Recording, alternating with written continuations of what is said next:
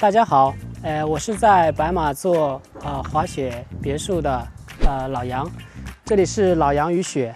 上一次节目播出之后呢，我们收到了不少观众的来信，他们都想问为什么白马的别墅可以卖得这么贵。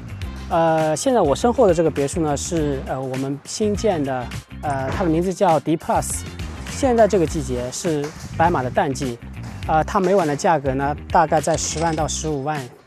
到了冬天，到了雪季，这边的价格最贵可以卖到100万日元一晚，差不多是白马前5的水平。在雪季，白马现在最贵的房子差不多可以卖到130到140万日元一晚。为什么这个房子可以卖到这么贵呢？接下去我们就揭秘。好了，我们先介绍一下这套房子的外观。你看都是大玻璃。大家有没有发现这边的大玻璃跟我们以往的这些 Jade 的大玻璃的别墅有区别？它的玻璃和玻璃之间的缝隙更加细，也更加窄一些。这个是特别的一个结构，也是白马所有别墅里边第一次用到这个结构，所以它的成本是非常贵的。一般的房子的承重是4臂嘛，4周，但是这种房子呢，它的承重是在里边。我们可以看到里边有木头给它撑起来，这个是承重的。所以如果要建这个房子的话，你这个面积一定要够大才行。这个是停车场嘛，但这个停车场它是用地暖的，对，它是雨嘎当，类似于雨嘎当的那种功能的。所以下了雪之后，这个它自动可以开启。到了冬天，温度低于一定温度的话，它自动可以启动。启动了之后，雪再怎么降雪，它都自动化掉。大家注意一下哦，这个D旁边有个 Plus， 有个加号嘛。以前的呢，我们的房子就是一般的一个版本，这个是 Plus 的版本。从这套房子之后呢，我们后续造的那些房子大多都是用这种结构去造的。然后我们进去看一下吧。我先看我们这个层高啊，这个层高一样的，就是跟我们其他的别墅区别，它的层高是比其他别墅要高0.5米。0.5米意味着它用的木材就要比一般的木材贵嘛。这个房子总面积在260平方左右。2楼是客厅，再加一个主卧。1楼主要是卧室和我们的大浴场，然后还有一个干燥室，干燥室在这边。对，然后这是一个电热烘干器，之前毛巾之类的都是用这个烘干，从今年开始也拿来烘干我们的雪鞋。然后上面的 downlight 我们的大概是0.5公分的，一般的 downlight 是1公分，是比较大的。这个的每一个的价格就是要比一般的要贵个3、4倍。然后我们这个房子的色调就是以这种深色为主，因为我们造了那么多房子，我不想所有的房子都是一种式样、一种颜色嘛，所以这套房的话就是以深色调为主。后面那套 R8F 的话就是以日式别墅风格为主。然后我们可以先看一下主卧。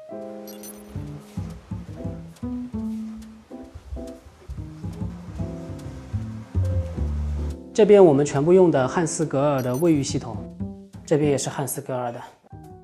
然后这边的桌子全是手工定制的，它外面用的材料是人造大理石，现在是在日本是非常流行的，一般5星级宾馆都是用这个材料去做。然后我们马桶用的是 Panasonic 的马桶，因为什么没有选 Toto 的话都是以白色为主嘛，白色调为主嘛。这 Panasonic 的它是有银色和金色各种颜色可以选。可以搭配我们的这个室内的这个布置嘛，我觉得是非常好。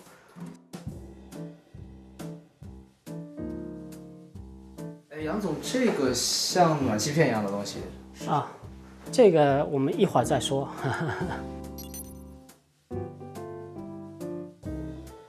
然后这边呢又是一个和室，我们可以进来看一下。这个日文叫ナグリ，对，这凿出来的，所以它感觉非常好。然后走上去呢，感觉好像是给脚部做按摩一样。然后这边还有一个卧室，然后我们每个卧室这边都会配一个小的 K 台。对，然后我们再看一下这边吧，这里有个大浴室。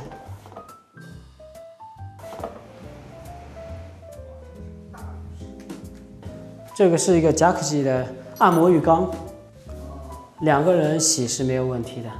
然后我们这个底下的这个泰勒都是意大利进口的，下面都铺着浴缸当。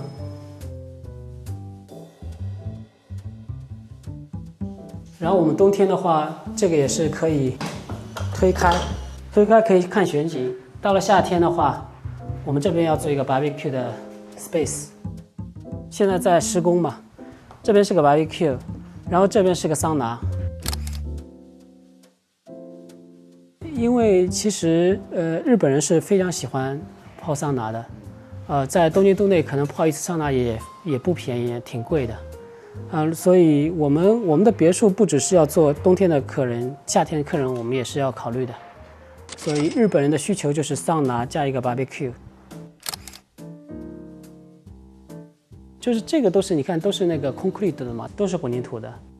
然后白马一般的这种barbecue 啊，还有桑拿房啊，都是木头的，那种成本比较低。但这个其实它挺花钱的。然后过一段时间还有一个比较大的，非常贵，150万吧，那个 tent 都要150万。放了之后效果非常好，我已经看到图纸了，非常好非常好。到时候回头再向大家展示。哎，我看这个后面这一栋黑色的。也很像 Jade 的作品。对，后面那栋也是我们的作品，但是要到7月份才能交房，现在基本上已经好了，我们待会儿可以去看一下。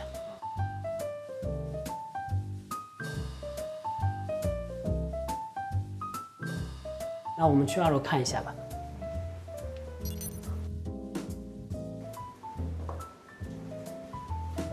好，一上到2楼，右手边就是一个客厅，它用的家具也都是一个叫 Timeline Style 的一个品牌。然后我们高端房子这个火炉是必备的。你看外面这个玻璃特别大，那这个东西就叫curtain wall， 就是我说非常花钱的、非常烧钱的一个结构。外边它不是承重的，所以它用什么承重呢？用这几堵墙去承重。对，所以我刚才就说这个房间一定要够大，它才行。你这个面积一定要够大才行，如果小一点的话，就感到里边非常拥挤。这个下面呢是它的一个供暖系统，不要把它露出来嘛，就做了一个可以坐的一个地方。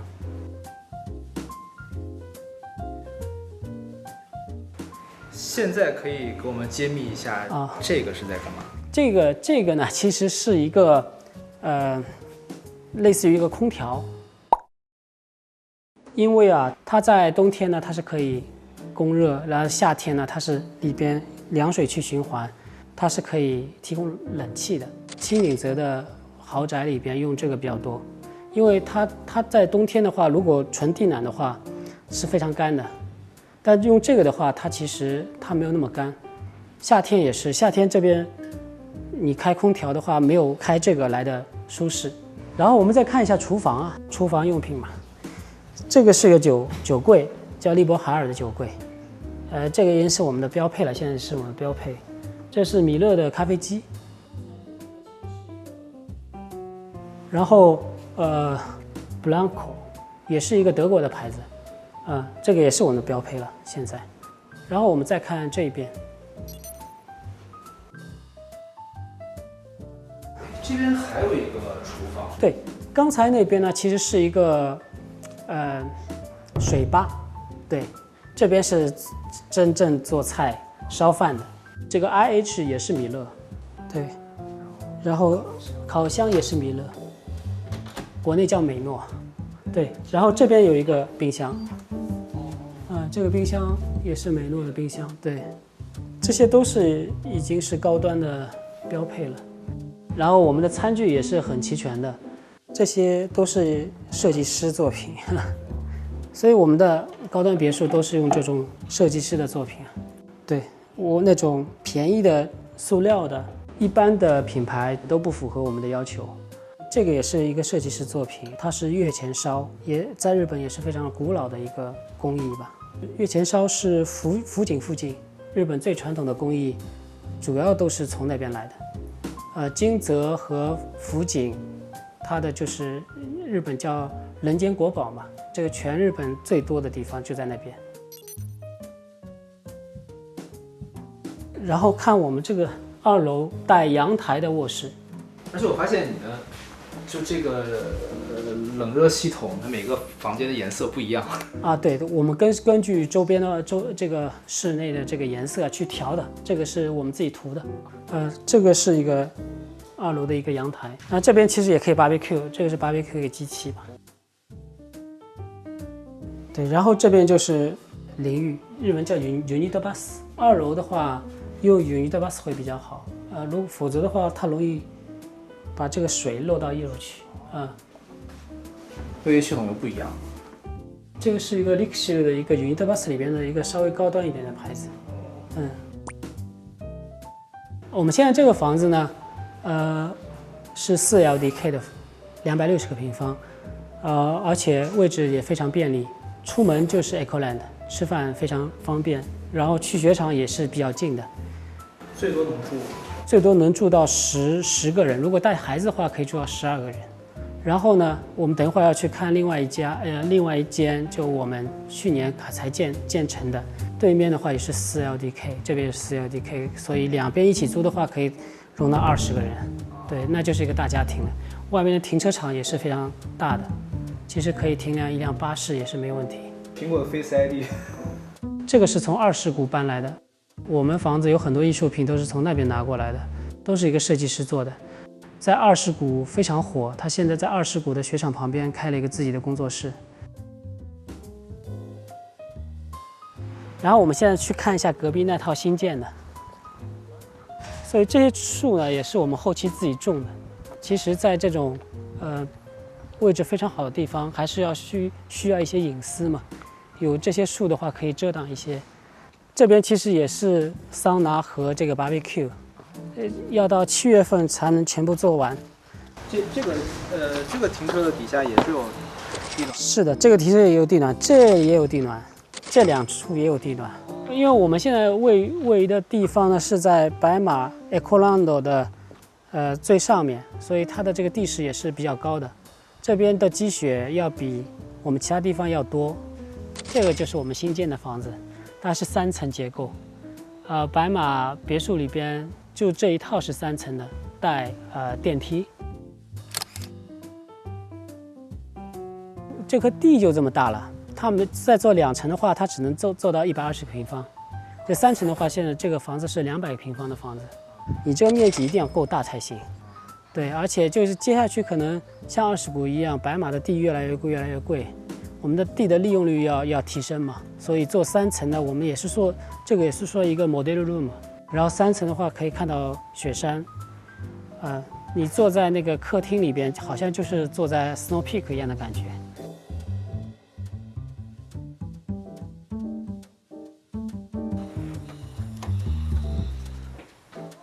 这个房子是那种原木色的色调，跟隔壁又不一样，隔壁比较深嘛，这个是比较浅色调的。然后一样的，这边也是有一个和室，因为我们发现客人对和室的评价还是非常高的。这个灯看起来也蛮有设计感。对，这个灯也是，那我们在北海道去参观的时候，正好旁边有另外一个设计师的作品，顺便我们就拿来试试看，我就感觉挺好的。然后这边是另外一个卧室，它也是一个和室的卧室，面积跟隔壁的那个卧室是差不多的。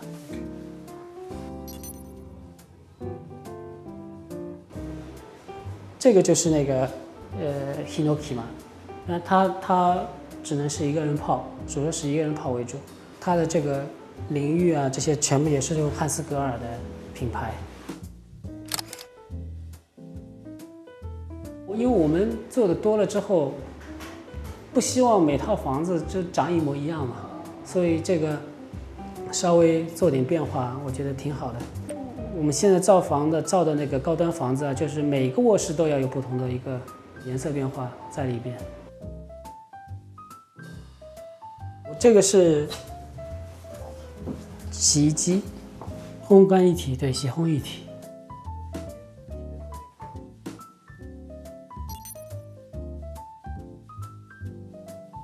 2楼也是卧室，这边也是2个卧室，但是2楼呢是以洋式为主。这个是这栋别墅的 master bedroom。然后呢，我们也是尝试着用了这个虽然是 unit， 但是这个非常贵，这是正常 unit 的3倍的价格。因为我们也是想就是不断的在每栋新的别墅里边不断的做一些升级，对，然后我这个一合上，对，就全部遮住了。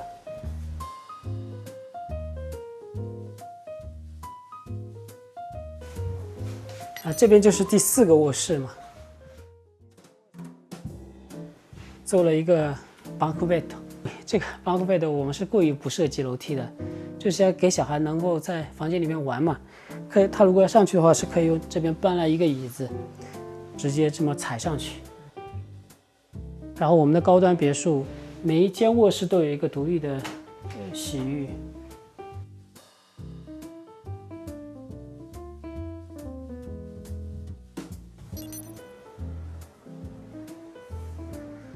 3楼就是一个客厅，大概50个平方左右的面积吧。对，这边是用了一个圆形的餐桌。对，我们可以看到3楼的话，它的景观就非常壮观了。这个是干嘛的？这个是承重的，因为玻璃太多了。如果是2楼的话呢，它其实不需要，因为那边有个墙壁。一个侧面是有墙壁的情况下，它是不需要这个东西的。如果是2楼情况下，但是因为这个是3楼，它的结构就更比2楼相比的话，稍微不稳定一点嘛，所以它是需要这个东西去支撑的。然后这边是可以关上的，对，整个关上之后，整个客厅的设计就比较统一了。